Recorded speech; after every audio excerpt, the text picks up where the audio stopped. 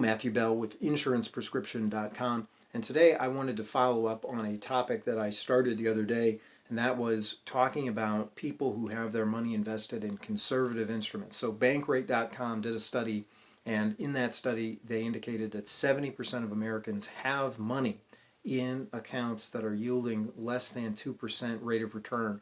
And many people, when they think about the market, well, why wouldn't you have your money in the market when the market is going to give you 8 to 10% return? You're stupid if you have your money in a 2% returning vehicle when you could have your money in the market and be making 6% or more, greater than what you are making in your conservative vehicle.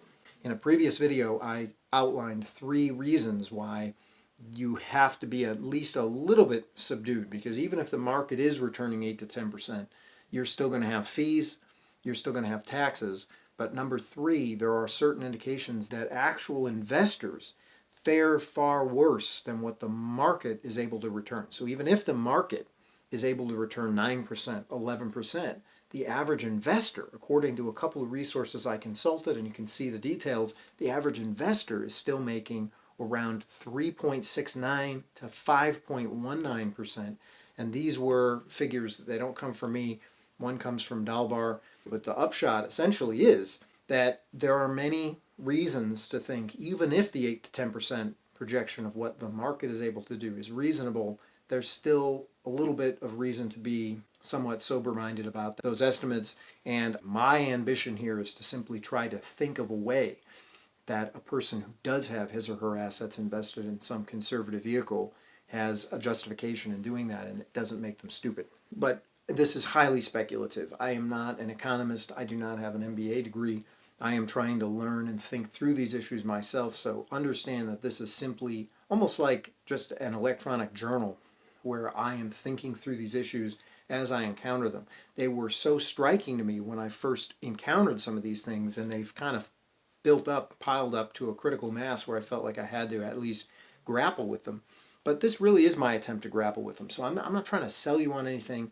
I am not trying to convince you to take your money out of the market. I really am not. I just do not like it when somebody is bullied, and when I feel like people are feeling like they need to move their money out of a CD or out of a savings account because they're stupid to have their money in that account.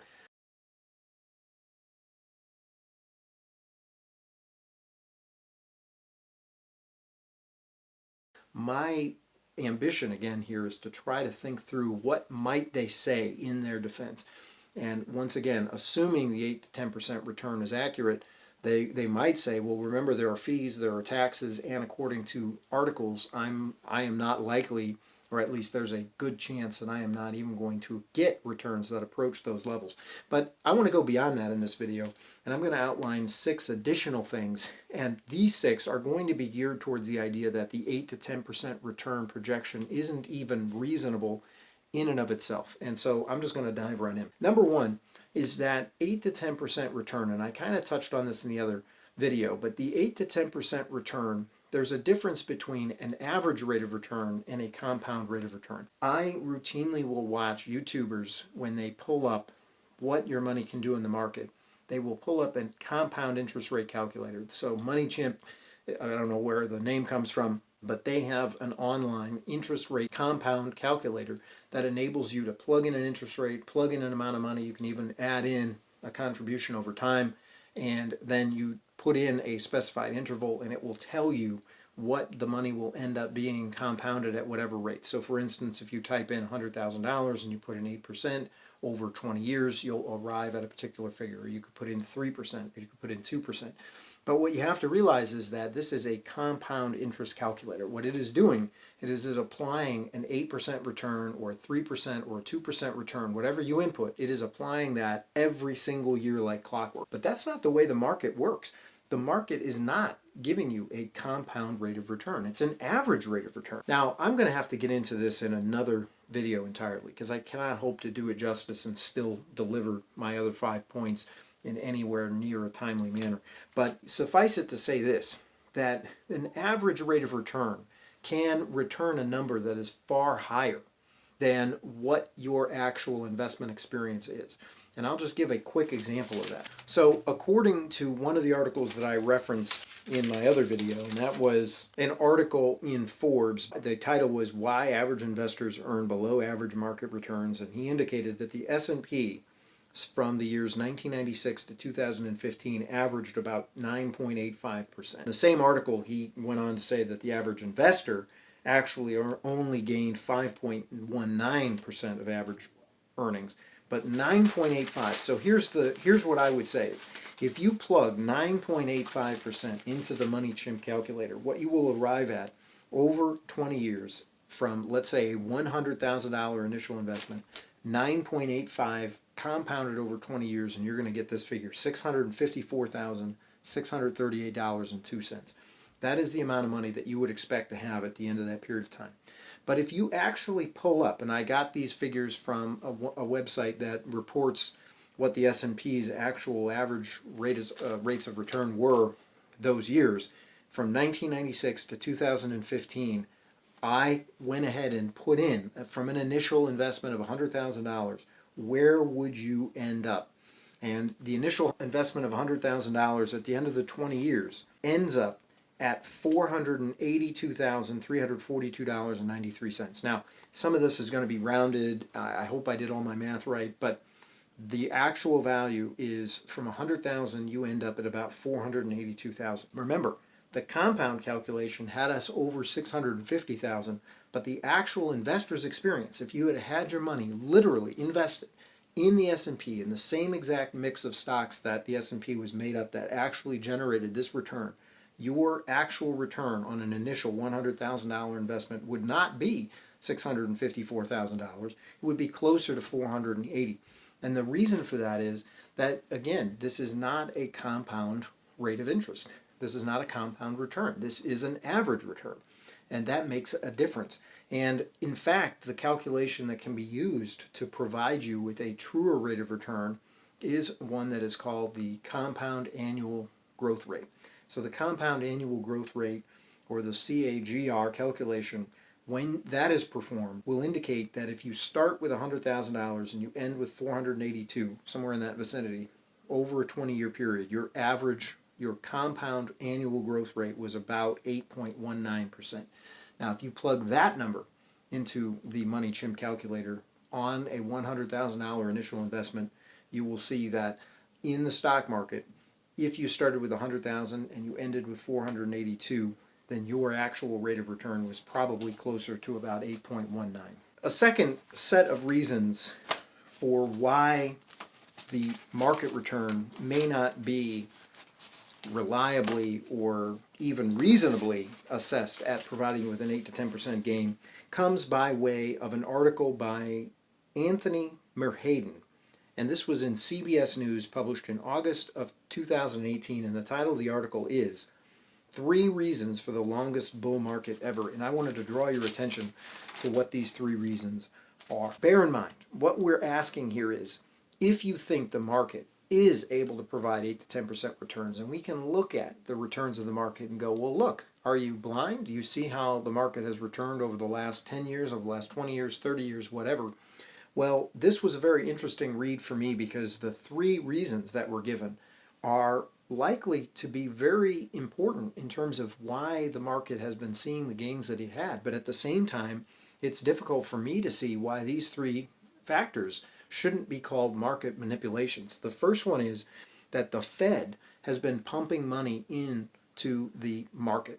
So the Federal Reserve, through measures such as quantitative easing, which is essentially where it inflates the money supply. I mean, if you want to think of it as printing money, it's not strictly accurate probably, since they don't actually have to do with printing dollars, but they are inflating the amount of money that is in the market, and some of that is getting dumped into the stock market. And when I say some of it, it is literally trillions of dollars, hundreds of billions to trillions of dollars that the Federal Reserve has put into the market. And according to this article in CBS News, that infusion of cash at least partially accounts for some of the gains in the market.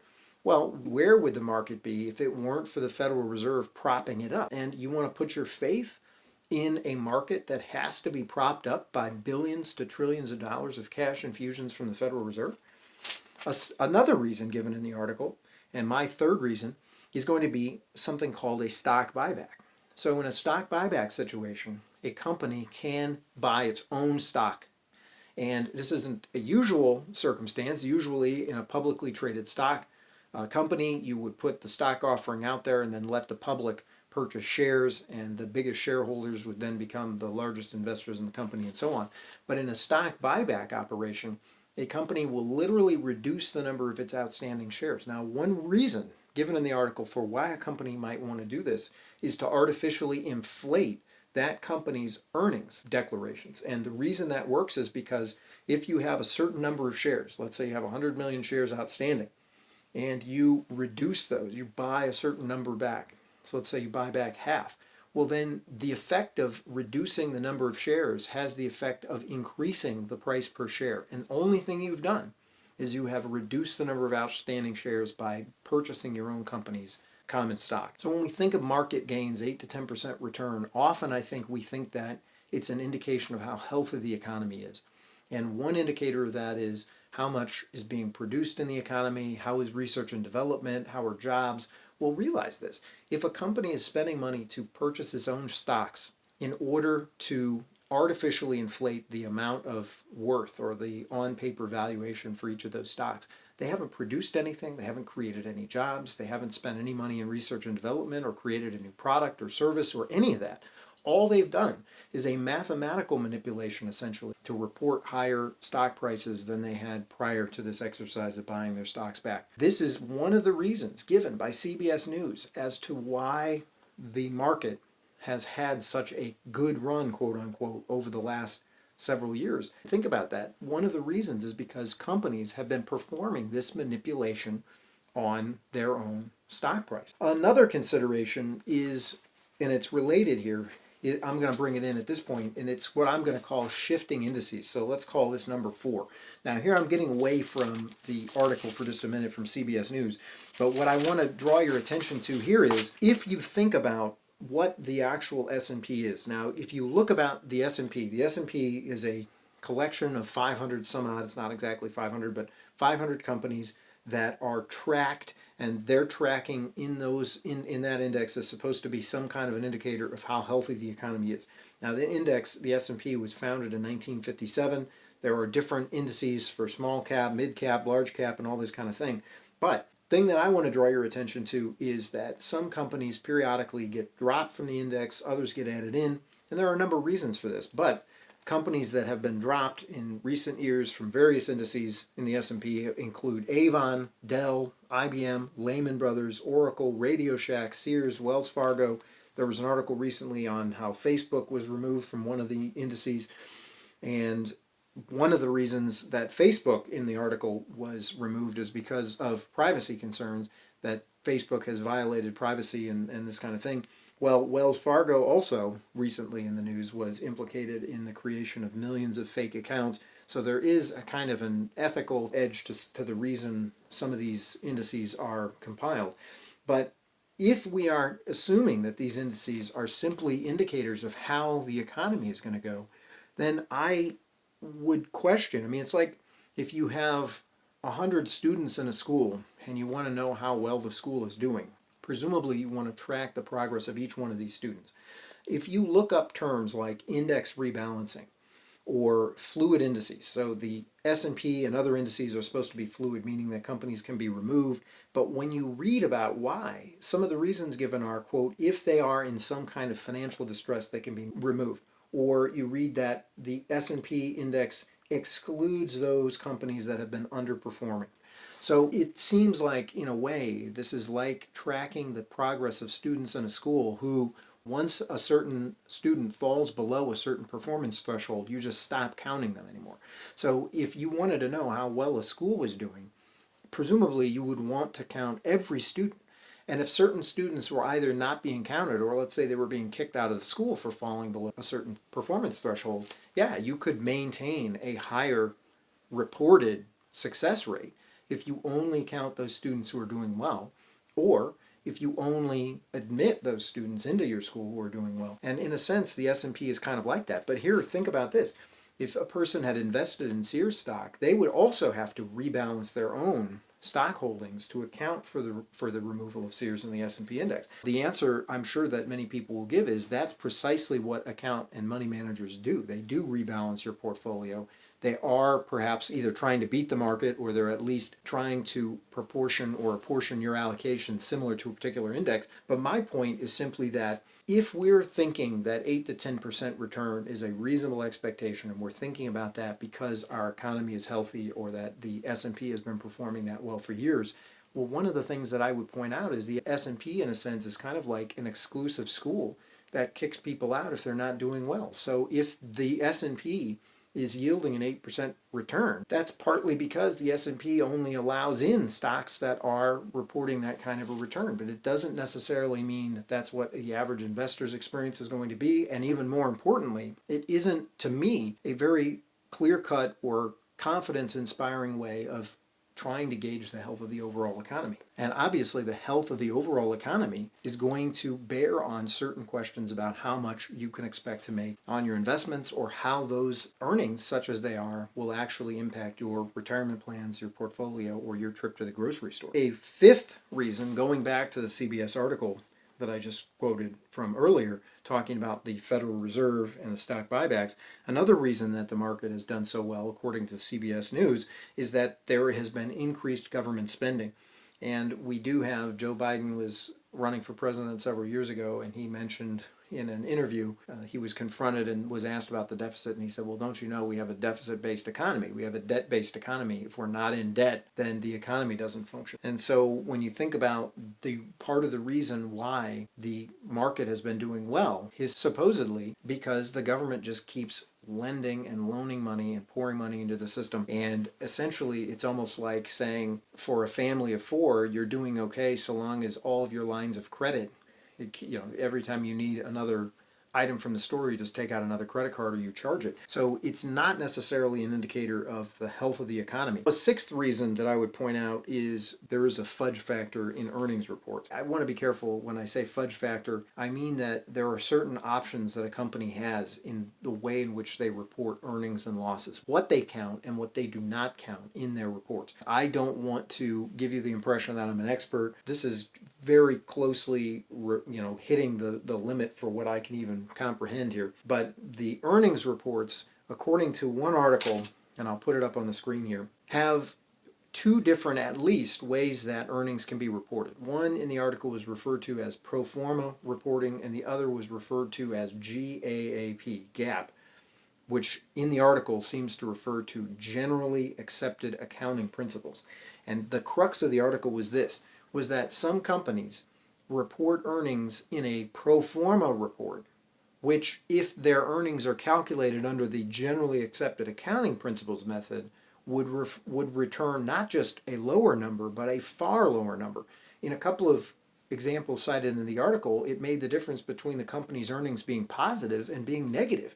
The gap was so large. One of the things I would point out to you is that the market is full of companies, obviously, and some of these companies are reporting earnings that make them look more profitable than on other ways of accounting they actually are. I am not an economist, so I cannot sit here and say that the generally accepted accounting principle method is superior or that it gives you a truer picture. I'm simply saying that knowing that there are these two methods of accounting, knowing that there's a wide variation in terms of how a company's earnings can be reported, seems to bear on the question of what companies you choose to invest in. And yet, we already discussed how psychology is a huge part of the investing game. Alan Greenspan years ago explained some of the crises that were going on by a phrase that's come to be somewhat infamous, and that was irrational exuberance.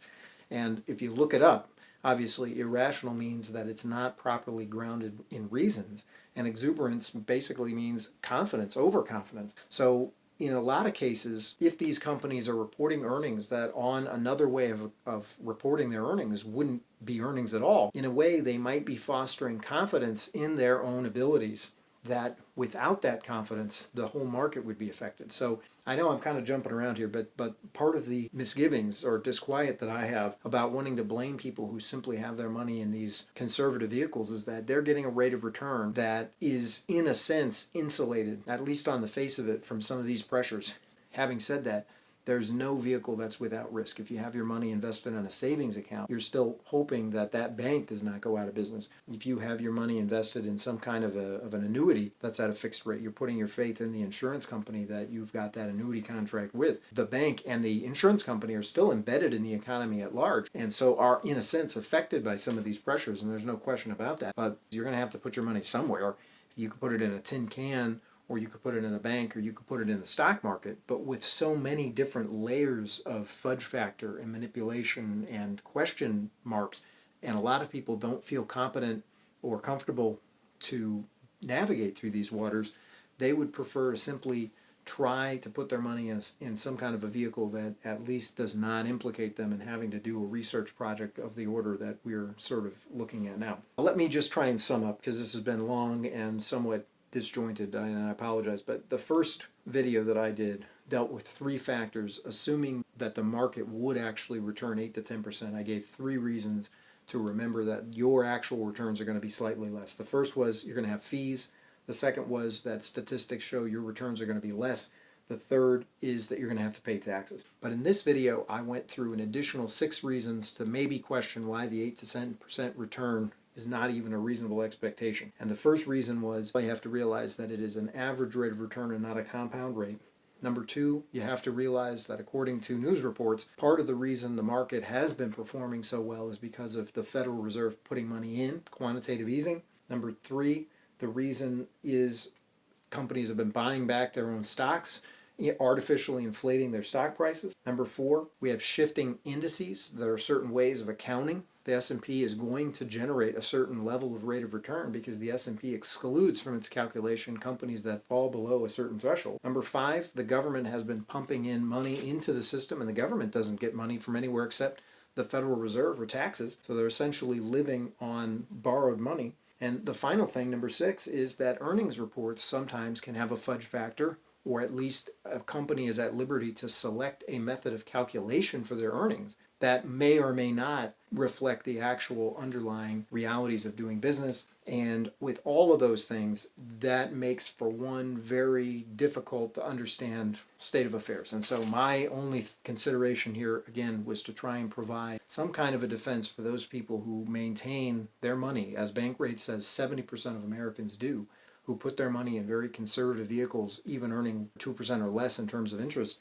And the only thing I can come up with is when you look at these factors and you realize how convoluted things actually can be, there are people who are simply worried about their money and would feel more comfortable trying to not be poor than they would aiming to be rich.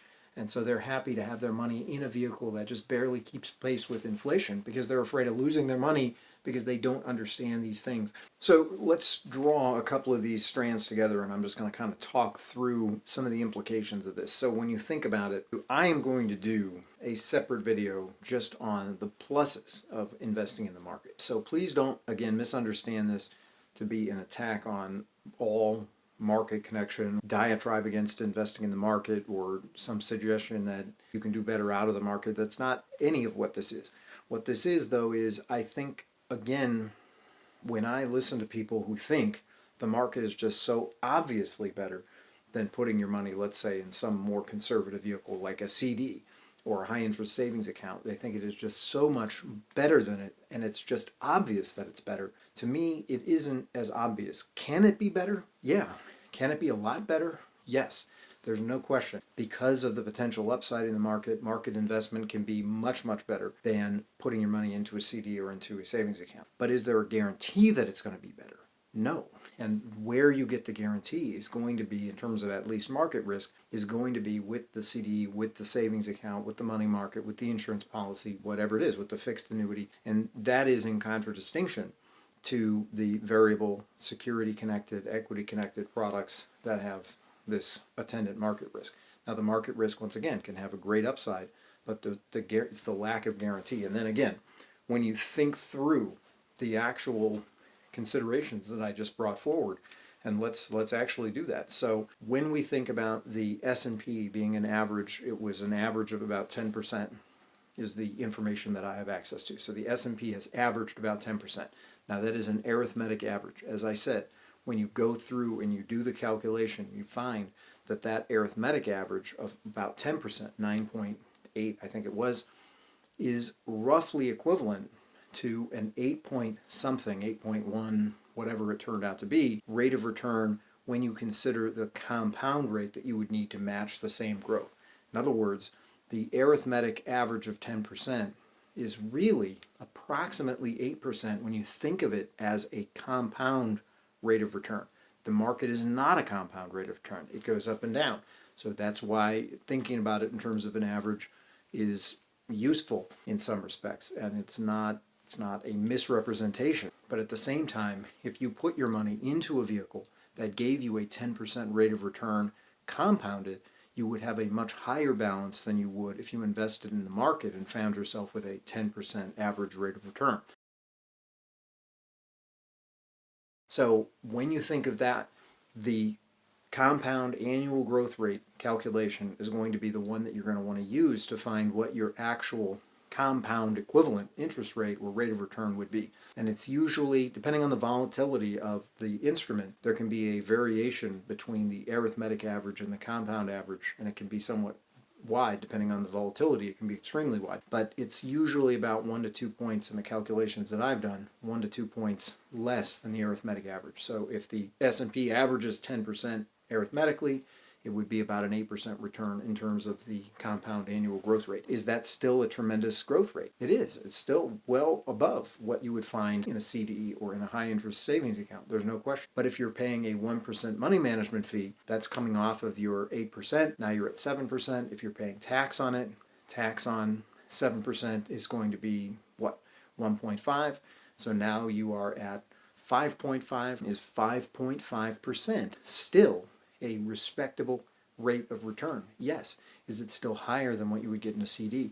It is. But now that's where some of these other considerations come, and that is the information from Dalbar and others that suggest that the actual rate of return that investors get is not, sometimes not anywhere near what the S&P average is. So if the S&P is averaging 10%, according to one article, and again I'll put it on the screen, the average investor is averaging about half of that at 5.1. Dalbar discovered over a study that was conducted over a 20 or 30 year period that the average investor was returning 3.69 some odd percent compared to the S&P, which again is supposedly averaging between 8 and 12, around 10% a year. Now that's shocking, because if we then consider at 5%, so let's say you are the average investor, and granted, some investors are doing better, some worse. You are the average investor at 5% rate of return. Your 1% money management fee is coming off of that, bringing you down to 4. You're going to pay taxes on that if you are invested, let's say, in a tax-deferred vehicle like a 401k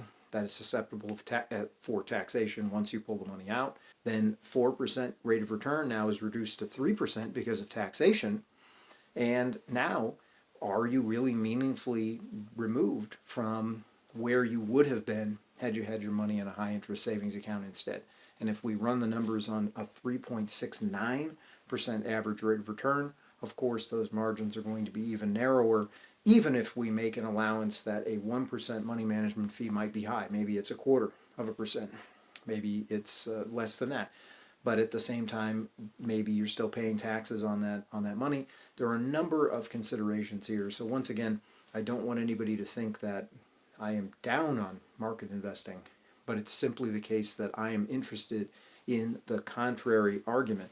I'm trying to figure out why some people actually think they're justified in investing their money or putting their money into an account that has that guarantee that they are getting a compound rate of return that's a little bit less. And once again, if you found something of use in this video, please like it, subscribe to the channel, click the notification bell to be alerted to new content. It's not all speculative like this. I do kind of outline the mechanics of how various products work, but I thought I would at least talk through a few of these issues. And if you did find something of interest or something provocative, please don't hesitate to leave me a comment. I'm sure that this video, based on its nature, is going to elicit a lot of strong reactions. And once again, I'm just kind of trying to think through issues for myself. I'm not trying to sell you on anything. I am simply basically trying to play devil's advocate in terms of people who, like many Americans, like my mom, for instance, have had their money invested in very conservative, very low yield accounts, and other people thinking that they're stupid for doing that. And my ambition was to simply provide something of the makings of a defense for that strategy or for that decision. And I don't know how well I've done, but again, you can feel free to comment, but check back because I do have more straightforward videos. Thank you so much.